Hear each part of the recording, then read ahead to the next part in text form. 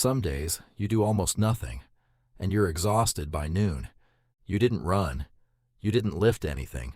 You barely left your chair. On paper, it was an easy day. So why does your body feel like you carried something heavy for hours? Why are you so tired when you did nothing at all? You lie down and you can't rest. Your body is still, but something inside you keeps running. You scroll, hoping it'll switch off. It doesn't. You wake up the next morning already drained, before the day has even asked anything of you.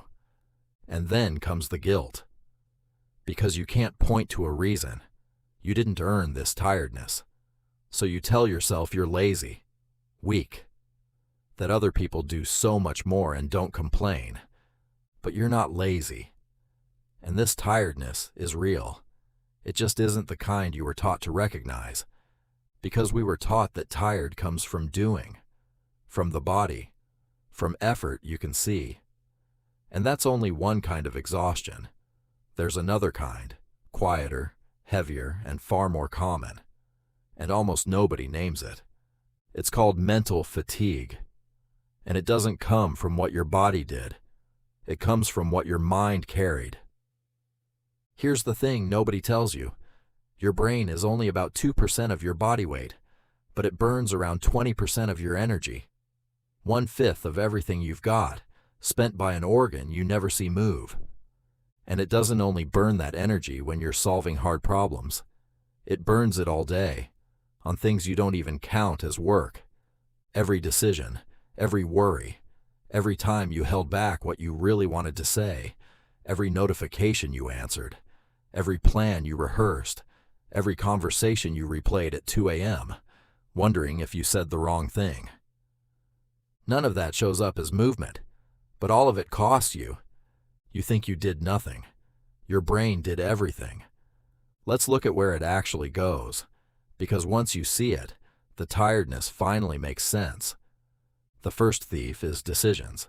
Psychologists call it decision fatigue.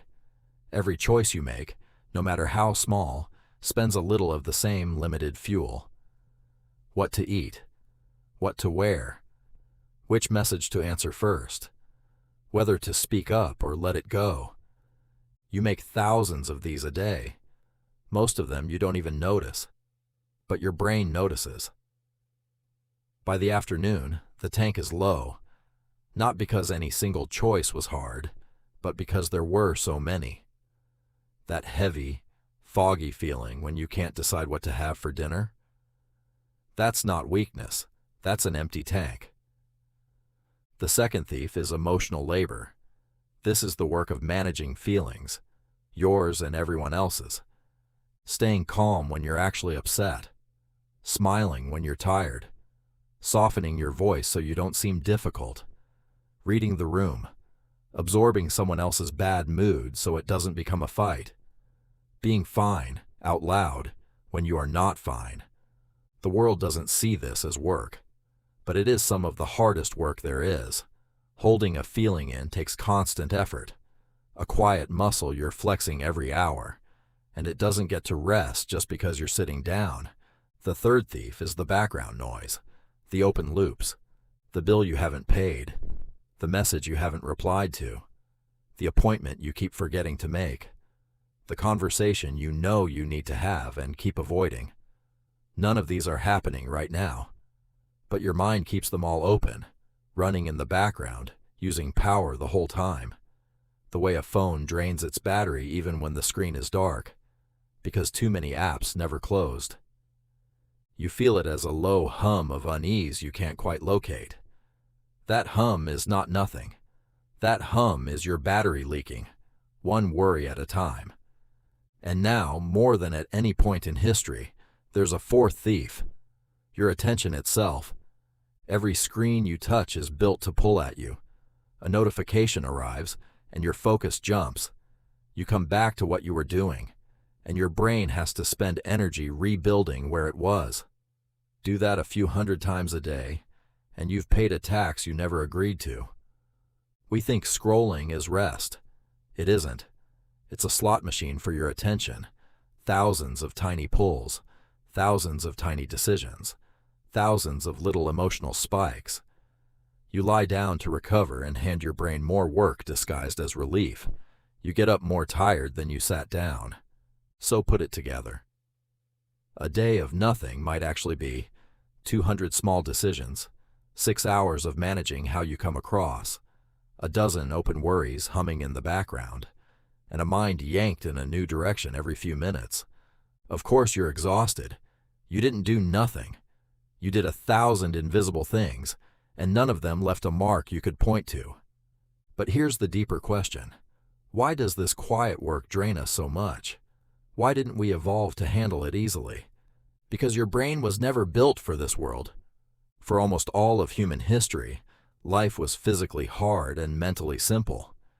You knew the same few dozen people your whole life.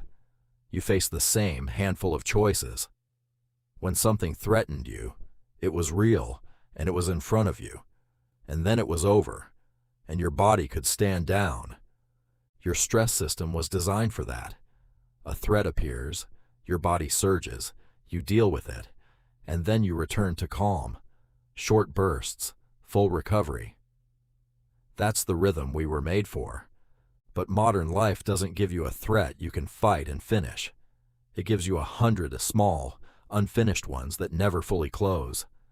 The email that needs answering, the news that won't stop, the comparison with everyone, everywhere, all at once.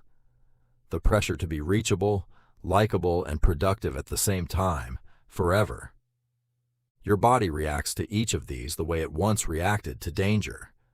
It floods you with stress chemistry, cortisol, adrenaline, and then waits for the moment of relief that used to follow. But the moment never comes. The threats never resolve. They just quietly renew. So the alarm never fully shuts off. It idles, low and constant, all day, every day. And an alarm that never stops ringing doesn't just make noise. It drains the battery it runs on. That's the tiredness you can't explain. It's the cost of a very old nervous system trying to survive a very new world. And here's what makes it so much worse. We refuse to let it count. Because you can't see mental fatigue. You don't treat it as real. You'd never run for hours and then call yourself lazy for being tired. But you'll carry 100 worries and manage everyone's feelings and make 1,000 choices, and then shame yourself for needing to rest. So you don't rest. Not really. You relax with a screen that drains you more. You push through and the tank goes lower. And low tanks don't just make you tired. They make everything harder. You get irritable, numb, foggy. Small things feel huge. And you decide something must be wrong with you, when really, you've just been running on empty for so long, you forgot what full felt like. That's the loop. You get tired in a way you can't see. You refuse to count it as real. So you never truly recover. So you get more tired. And you blame yourself the whole way down. But here's the truth underneath all of it. If nothing physical made you tired, then nothing physical will fix it. You can sleep 10 hours and wake up drained, because sleep repairs the body. But this exhaustion lives in the mind, and the mind rests differently. Real rest, for a tired mind, isn't doing nothing. It's doing less of the invisible things. It's closing the open loops instead of carrying them. Writing the worry down so your brain can finally set it down. Making the small decision so it stops taking rent. Saying the honest thing so you don't have to keep managing the silence. It's giving your attention one thing instead of 10. A walk with no screen. A task with no notifications. A conversation you're actually inside of, instead of half watching from behind your phone. And most of all, it's letting the tiredness be real. You are allowed to be exhausted by a day that left no evidence. You don't need a reason the world can see. Carrying the invisible weight is reason enough. So the next time you feel drained for no reason, stop asking what you did wrong. You did nothing wrong. You were carrying something all day that nobody could see, including you. Set one piece of it down. Close one loop. Quiet one screen. Give your mind the kind of rest it actually needs. Not more nothing, but less weight. Because you were never lazy. You were never weak. You were just tired in a way no one taught you to see. And the moment you finally see it is the moment you can finally begin to rest.